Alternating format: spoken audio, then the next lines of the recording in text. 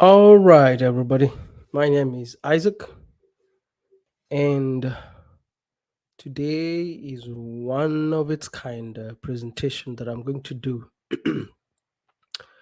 This is a presentation out of an idea that I actually came into my mind. One, I had a camera, I had a microphone, a condenser microphone, I had other equipment like my computer, and so I started thinking about how can I actually utilize my Nikon camera, which is a D5100, to actually live stream with it. And it was kind of like a little bit of a research, and there was moments that I actually had to spend a little bit, but it was cumulative because it's not like I bought everything um, one time. No, like for the camera, I think it's been with me for the past 3 4 years. It was we bought it one time when we had it's called a Black Friday. That's when they do a lot of sales, and it was a cheap camera at that time. Fairly cheap, but it's a good camera.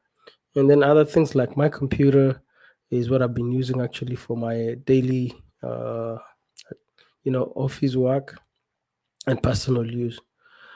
Basically, for the camera, it was meant for pictures. And then I added other things here and there, and then did a bit of research, looked around the internet, watched YouTube videos, and here we are today. So what we're going to do is I'm going to take you through what um, actually more of like solving the puzzle. And so my presentation today is going to be called Going Virtual. Basically, what you see on the background on the screen is some of the equipment that I have.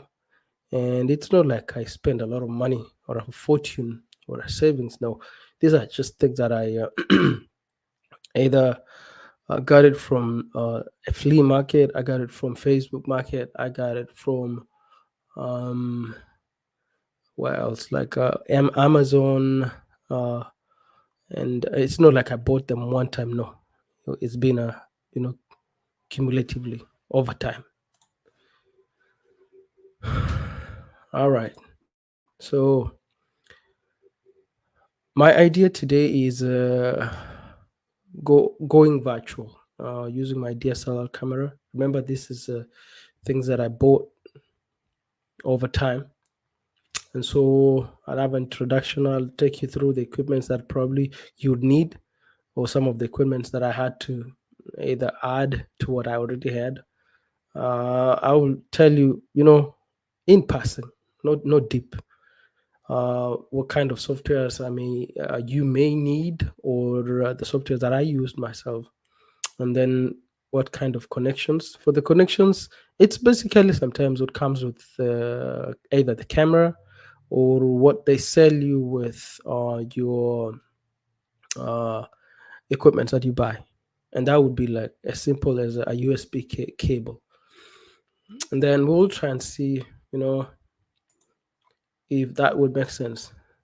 And that comes to it brings us to the big question, and that is, why do you even have to go virtual? Is it happening? And I'll tell you, yes, it's inevitable. It's happening. You all know, since 2019 when we had COVID, I believe virtual reality at that time it was still there, but uh, somehow companies, individuals, even online, became now actually something that was highly sought for. The demand went high because when people became quarantined, companies still needed to make money, and so um, people had to figure out ways. You will remember where we came from. We came from Skype. We came from Facebook Messenger. We came from other places like WhatsApp. We had Zoom, but at that time, I think it was mostly leaning towards a social, kind of connectivity. But the companies that, of course, had you know had actually realized the secret, or they had tapped into this technology, the virtual reality. For them, probably it was just expanding the equipment or the technology that they had at that time, or the capacity. But for other people, governments, institutions, they had to either introduce, it was like another way of actually spending money to, accommodate quarantine policies, and to make sure that things don't come to a standstill. And so it is now becoming necessary. In fact, it didn't stop there. After COVID, implementation of virtual realities, and putting in place equipments and systems in place for the virtual option, most companies actually found that it was cheap, um, once implemented, and it was actually something that could be achieved easily. Probably it reduced even the number of employees. That means you're cutting down on the cost of either manpower or space, renting spaces. That means I could literally allow you to work from home, still achieve the same goal, and the business continues. So you can start thinking about other ways of actually doing this virtual or achieving this. We have at the moment, we have WebEx, we have um, Zoom, uh, Skype still is still there. It still does the job. We have WhatsApp, when people are put in groups, and then people are put together, and meetings are held, or you know ideas are run through that. And then the other related platform, I've seen LinkedIn, I've seen Twitter, where we have an audio kind of engagement, where you can actually do a group audio, and you can discuss issues. Well, and actually, you don't have to use Nikon like me. Mine is more of out of curiosity. Remember, Nikon is a good camera. It means it gives you high quality videos or output, but you could still use your camera, regular camera. I have with me here an iPhone 13. If I was streaming, I don't know if you can see that. If I was streaming today, not screaming, streaming. If I was streaming today, I would still get the quality that I want, but you have to add other things like the lighting. You have to get a stand. Also, if you're doing a presentation, let's say um, a PowerPoint presentation, or you wanted to combine with other items like videos, links, probably to limit you, but a computer probably would provide you more opportunity. I also have, you could also use iPads or related technology that is available for you to use. So there's no limit to this. It's just how far you want to stretch this. All right.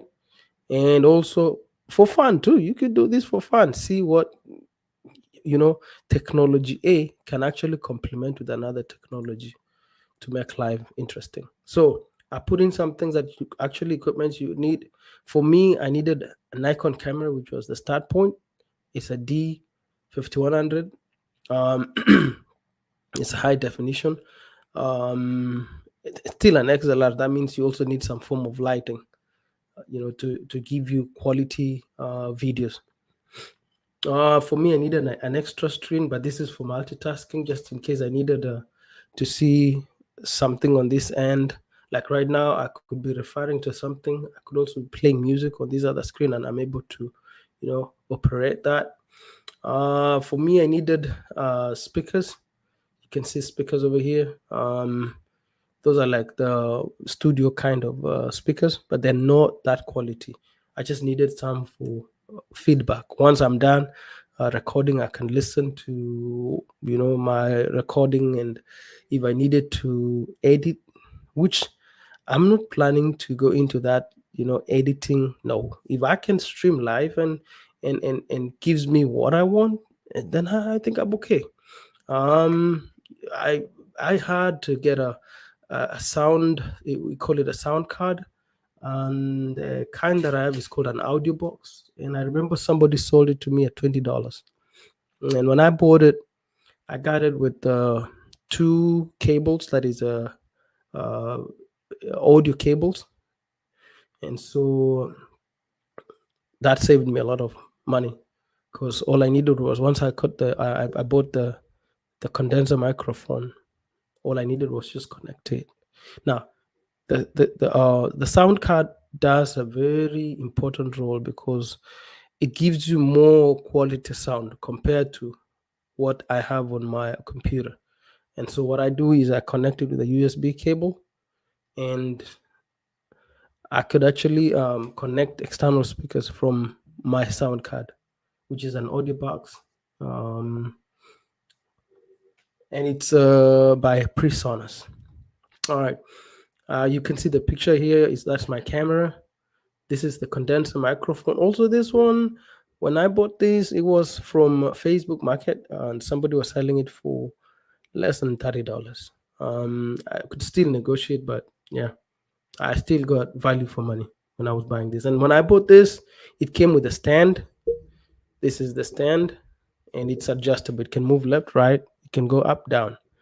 Um, I also have just a little bit of like light over here, but this is a study kind of a desktop light. It's not necessarily for presentations or for video camera or video presentations or live streaming, but it still serves the same purpose for lighting purpose. So those are the equipments that I have. But remember, you could still achieve the same goal of streaming or live streaming using your phone. You could still use an iPad, and you can set them up in such a way that you have an account on YouTube, and so when you stream, it streams direct into your account, and then from there you can decide either to edit from YouTube, or you can, if you feel like it serves the purpose, you can keep it that way. And if it goes straight into your account, it means you have it there. You don't have to get more memory on your computer. But there's another option of actually recording the video on your computer or recording it on the phone. And iPhones normally come with video editors. I've done it before. Or iPads normally come with the same kind of software that you can use to edit your videos. For me, editing here would basically be on YouTube, because when I stream like this, it goes straight from my camera to YouTube, and then from YouTube it stores it on my it saves it on my YouTube channel, and I can decide to put it in a channel and share it on either Facebook or Twitter or LinkedIn. I could also decide to edit it from there. But remember, that same camera that I have, that is the D5100, I could still record videos with it, store it on the camera, and then edit later and then post. So it's whichever. But for me, to do it, to use it for live streaming is very important, because if, let's say today I was either doing an online presentation, I was teaching, I had a class that I needed to record, or a virtual meeting, I could literally use my camera, and it gives quality videos. Just for your knowledge, I don't use the audio from the camera. The audio that I'm using right now is from the sound card. So there's a way in which you could actually set it up to allow you to use sound from the sound card. In that way, I don't have to use a microphone, internal microphone in the Nikon camera, or the internal microphone from my computer. Okay. So the software that you need, the one that I used over here is, and I'll go specifically to what I did myself, is that with the Nikon camera, I had to have a software which is called SparkleCam. SparkleCam gives you a free option, but it limits you. Anytime you have it on a free subscription, when you record the video, you have the watermark, that is a SparkleCam. It would be showing on the screen. But if you spend a little bit of money, let's say $40, $50, 60, depending on what you want. You buy specific software that would allow your Nikon camera or your Canon camera or whatever camera that you have to actually live stream. And so, if as long as you purchase it and you have the license, it doesn't show the virtual, not the virtual, but the Sparkle Cam, um, what do you call it, watermark. Okay. Also, with that, I had to use an online platform which is called the StreamYard. So what happens is from SparkleCam is actually a software that I install on my computer, and so it allows me to actually display my camera or my video the Nikon camera on SparkleCam. Then from there, I would be able to actually use it or stream it on a StreamYard. So when I click on the StreamYard, at the StreamYard, I can set it up in such a way that I add an